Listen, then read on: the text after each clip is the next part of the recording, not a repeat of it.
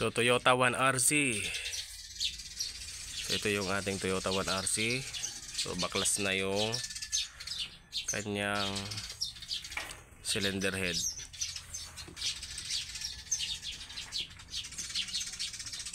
Ayan. So okay pa naman.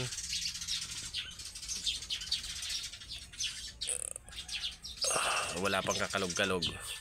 So, wala pang katama-tama yung kanyang piston ring.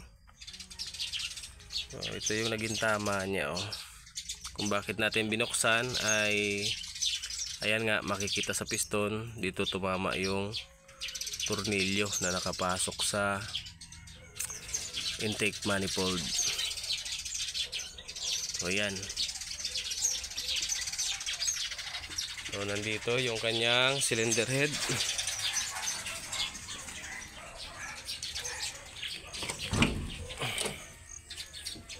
So ito. So yan. Na repaste na. At ito nga yung naging tama niyan. Ayan. May pingas, nagkaroon ng tama sa kanyang valve ring. So yung valve ring ang nagkatama. So dito umipit yung tornilyo. So nagkatama dito, nagkatama rin dito. So bali okay na ito. Na valve lapping na rin to. Then napalitan na rin ang valve ring.